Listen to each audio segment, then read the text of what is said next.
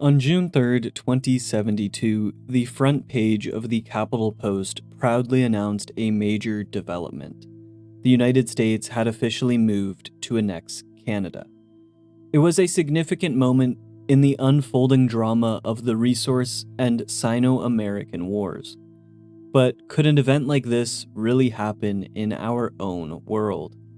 Well, surprisingly, the US once had a detailed plan for a scenario just like this, an invasion of its northern neighbor, Canada. Today we're taking a look into the Fallout universe's annexation of Canada and exploring the real historical context behind America's actual plans for such an invasion. Let's get into it. The annexation of Canada by the United States is one of the pivotal, yet seemingly understated events in the Fallout universe's pre-war history. It's a significant moment that sheds light on the drastic measures taken by the United States during the Resource Wars, a period marked by desperation, conflict, and the race to secure Earth's dwindling resources. The Fallout universe doesn't shy away from exploring this grim era, but it's often mentioned in the background through snippets of lore, news clippings, or the occasional character dialogue.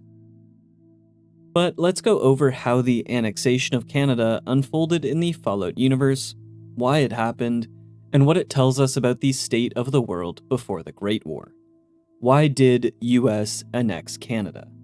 By the mid-21st century, the world of Fallout had become what can only be described as a dystopian nightmare. The Resource Wars, which began in 2052, saw nations scrambling to secure the last remaining deposits of fossil fuels, food, and other essential materials. The United States, with an insatiable demand for petroleum and uranium, found itself struggling as resources dwindled. Faced with domestic unrest, potential economic collapse, and rising tensions with China, America needed a solution fast.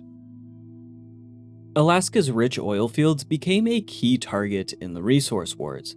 In an attempt to reinforce and defend these vital reserves, the United States established the Anchorage Front Line, a heavily fortified defense system designed to protect Alaska from the growing threat of the People's Republic of China. However, parts of the pipeline crossed through Canadian territory. The US saw this as a problem, but it did provide a unique opportunity. With rising fears of a Chinese invasion, American military leaders pressured Canada to allow troops to be stationed along the pipelines. However, this was merely the first step in what would eventually become a full-scale occupation. In 2066, the global geopolitical landscape escalated dramatically when China launched the formal invasion of Alaska, igniting the Sino-American War.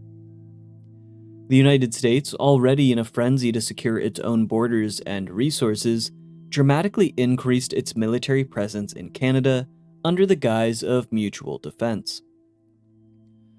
The US exploited their increased military presence by forcefully seizing control of Canadian resources in order to further fund their own war effort. Canadian citizens, understandably wary of the growing number of American soldiers on their soil, began to protest. Tensions boiled over when a plot to sabotage the Alaskan pipeline by unknown forces was foiled. The discovery of this mysterious plot gave the US government enough of a reason to officially begin the annexation process. Whether this sabotage was an inside job or not is up to you to decide. American troops began exerting control over Canadian infrastructure, seizing resources directly, and enforcing martial law in key areas. By this point, any semblance of Canadian sovereignty had been shattered. What had started as a trusting partnership quickly morphed into a military occupation. The official annexation of Canada by the United States began in 2072, but the groundwork had been laid years earlier through incremental steps of increased control. The decision was a calculated one. driven by sheer desperation as America grappled with the reality of its depleted resources and ongoing war efforts against China. Canadian oil, lumber, and uranium were simply too vital to America's survival strategy. Despite the overwhelming force of the American occupation, many Canadians did not simply accept their fate. Resistance movements sprang up across the country, banding together to fight back against the occupying forces. Sabotage, guerrilla warfare, and violent resistance movements became common, as Canadians sought to disrupt the US military's operations and reclaim their land. The American response was brutal. They deployed their most advanced military technology, including early models of power armor, to crush the resistance. Heavily armed American soldiers patrolled the streets. A short video segment found in the Fallout 1 intro shows an example of American brutality and propaganda. Power armor-clad soldiers execute a Canadian resistance soldier. After the execution, they wave to the camera as it fades to a soldier standing in front of an American flag. However, not all Americans stateside bought into this military propaganda. Photos and video of the atrocities committed by American soldiers reached the American public, sparking unrest and riots back home. Still, as the annexation was deemed necessary for the US war effort, there was no way to stop the takeover. By 2077, the annexation of Canada was complete. The United States had successfully taken over their northern neighbors, and Canada ceased to exist as an independent nation. The occupied provinces became US territories under military and political control. Any further protesters or resistance members would be shot on sight. The United States gained valuable land, resources, and infrastructure, and while securing Canada would help the US Army win in the Alaskan conflict, it would not put an end to the resource wars and the eventual Great War. The world would come to an end all the same. Now, the annexation of Canada in Fallout may seem like an exaggerated piece of alternate history, but the concept isn't as far-fetched as it might appear. In fact, the idea of the United States planning to invade its northern neighbor has a precedent in real-world history. Decades before the resource wars in the Fallout universe would have taken place, American military strategists had already crafted a detailed plan for a potential invasion of Canada. It was in our own real world in the 1930s that the US military developed a series of contingency plans to prepare for hypothetical conflicts with other global superpowers, one of which is eerily similar to events that happened in the timeline of the Fallout games. War Plan Red was a detailed strategy for a potential war with the British Empire, which would have included a substantial campaign in Canada.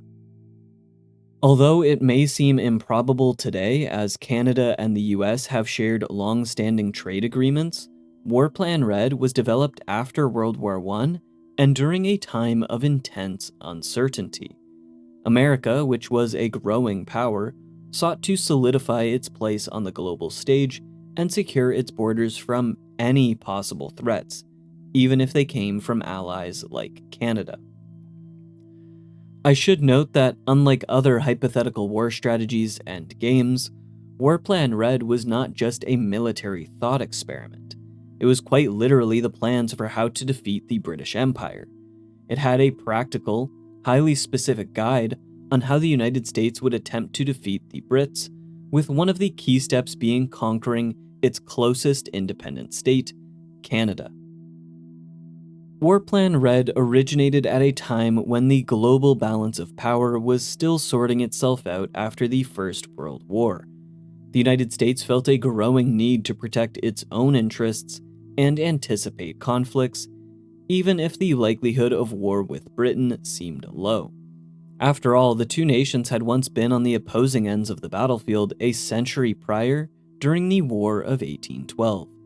Additionally, the British Empire still held one of the largest military forces globally and Canada, as part of the Empire, acted as a potential foothold for Britain to invade US soil. The US Army and Navy began drafting color-coded plans for hypothetical wars with various countries. Each color represented a different country, and red was assigned to Britain.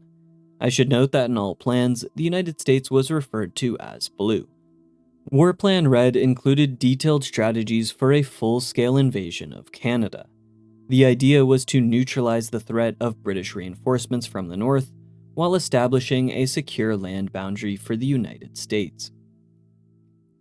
War Plan Red was formally developed by the U.S. Army War College and the Naval War College in the late 1920s and was approved in May 1930.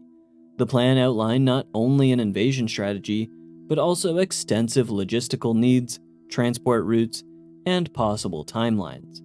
While it was largely speculative, War Plan Red shows how seriously the United States took the hypothetical threat posed by its northern neighbor. War Plan Red called for a rapid and aggressive invasion of Canada, targeting key cities and infrastructure. The plan aimed to capture vital Canadian ports, railways, and manufacturing hubs that would be crucial for British resupply and reinforcement efforts. The strategy was ambitious and meticulously detailed. The main targets of War Plan Red included 5 strategic Canadian locations. The Maritime provinces were the most crucial, Nova Scotia and New Brunswick. They offered a direct connection between Canada and Britain. Deep-water ports on the Atlantic would be essential for British reinforcements and naval coordination. Capturing these would cut off supply lines. War Plan Red documents that the first strike would have been with a poisonous gas. Afterwards, several land and sea options were also discussed, with it concluding that landing at St. Margaret's Bay would be the best course to take the port city of Halifax. If seizing control of Halifax failed, the backup plan would be to cut Nova Scotia and New Brunswick off from the rest of Canada by securing a key railway junction in Moncton. I mean, I suppose if you can't take the port, just take the land around the port. A second key target was Quebec and the St. Lawrence River. Occupying Montreal and Quebec City would cut off the rest of Canada from the eastern seaboard, splitting up their troops and resources. Troops from New York, Vermont, and Maine would be able to move into Quebec City and Montreal, setting up defensive positions. Third was the occupation of southern Ontario and the Great Lakes. By controlling this region, you gain access to Toronto and much of Canada's industry. This would also prevent Canada and Britain from staging assaults into the US's own industry in the Midwest. The plan would include simultaneous attacks from Buffalo across the Niagara River, from Detroit through Windsor, and from Sault Ste. Marie into Sudbury, giving it this pincer effect. Taking control of the Great Lakes was considered logistically necessary for a continued and prolonged invasion of Canada. Next was Winnipeg, Manitoba. Winnipeg acts as the heart of Canada's rail system, connecting the entire country through the Canadian Pacific Railway. Troops from Grand Forks, North Dakota, would be tasked with pushing into the province's capital. And the final key objective was Vancouver and Victoria, British Columbia. While these cities are quite a ways away from Europe, there are ports and rail connections. Denying these would further the United States chokehold on the country. The plan included attacks from Bellingham, Washington, as well as a sea assault from Port Angeles. The overall objective was to establish a line of control from east to west, effectively bisecting Canada and disrupting its ability to organize a defense. With these locations under US control, the Canadian government would be forced to surrender, or so the thinking went. War Plan Red, despite it being a plan to attack the British Empire, had no real desire to make any attacks outside of the Western Hemisphere. They believed that if they struck Canada with enough speed, ferocity, and force, London would be quick to negotiate peace. They hadn't accounted for the slim possibility that if the United States declared war on Britain, that Canada would declare neutrality. making an attack against their northern neighbors an unprompted act of aggression in the rest of the world's eyes. Still, as Britain still had some control over Canada, this was deemed unlikely. What would be likely, however, was an immediate British response, and so War Plan Red accounted for that. If Britain attempted to reinforce Canada, the US planned to bolster coastal defenses along its own eastern seaboard. Acknowledging the formidable British fleet, the US Navy would take on a defensive role, patrolling the western North Atlantic to intercept any British ships attempting to cross the ocean with troops or supplies. The plan was to wait for a good opportunity and ambush the British fleet. They believed that by doing this, that Britain would struggle to provide sufficient reinforcements across the Atlantic. Interestingly, while Britain never prepared their own formal plan for war with the United States, Canada did. In 1921, 9 years prior to War Plan Red getting approved by the Secretary of War and Secretary of Navy, Canadian military officer Lieutenant Colonel James Sutherland Brown came up with Defense Scheme No. 1. Unlike the United States' complex and extensive plan, Defense Scheme No. 1 was a bold, almost desperate plan for a rapid invasion of the US if tensions were to ever escalate. Defense Scheme No. 1 proposed that, in the event of rising hostilities, Canada would send a blitz of small forces south to capture key American towns. Flying columns stationed in Western Canada would be sent to seize Seattle, Spokane, and Portland. Troops in the prairies would attack Fargo and Great Falls, then advance to Minneapolis. Quebec troops would be sent to Albany, while forces in the maritime provinces would push into Maine. Once the US responded to these advances, the Canadians would be ordered to retreat, destroying bridges, railways, and other infrastructure to slow down the American pursuit. The goal was not to conquer the US or hold these areas for long, but rather to create enough disruption and delay so that British reinforcements would have time to arrive and reinforce. This plan was audacious, for sure, but it demonstrated Canada's recognition of its own strategic disadvantage and the need for unconventional tactics. It also showed the practical foresight of the Canadian defense planners in preparing for worst-case scenarios, even when facing a vastly larger and more powerful adversary.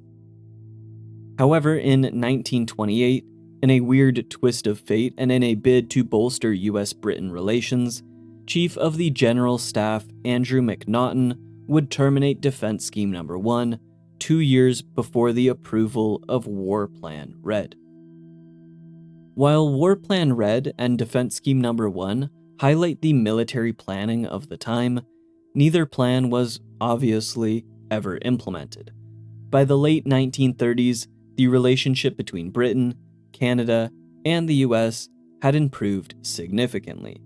Shared economic interests, cultural ties, and mutual concerns about the growing power of Germany and Japan helped solidify a British-American alliance. President Franklin D. Roosevelt's administration sought a closer relationship with Britain and Canada, recognizing the benefits of cooperation rather than conflict, especially with the onset of World War II. By 1939, War Plan Red was effectively obsolete as the US and Canada began to collaborate closely on defense and trade. The concept of an invasion quickly shifted from a hypothetical scenario into a historical curiosity. After World War II, the two nations joined NATO, solidifying their alliance and rendering plans like War Plan Red irrelevant. Today, the US and Canada share one of the world's longest undefended borders, with strong military and economic cooperation underpinning their relationship. We can only hope that it stays that way. War Plan Red was a striking example of how far nations are willing to go when it comes to securing their own interests. Although it was never put into action, it revealed a willingness by the United States to consider Canada not just as a neighbor, but as a strategic asset in the event of conflict. This kind of calculated militaristic thinking feels eerily similar to what unfolded in the Fallout universe. The annexation of Canada by the US in the game's lore is driven by a desire for control and resource domination, taking what they need to fuel their war machine and sustain their crumbling nation. In both War Plan Red and the Fallout storyline, we see an underlying theme: desperation leading to drastic, often brutal measures. The United States in both contexts doesn't hesitate to turn its gaze northward when facing a crisis. It's just another one of those cases showing that Fallout isn't too far from real life. That's all from me today, folks. If you liked the video, be sure to share and subscribe. Join the Discord. Have a good rest of your day. Cheers. I'll bleed you out like a maple tree in Canada!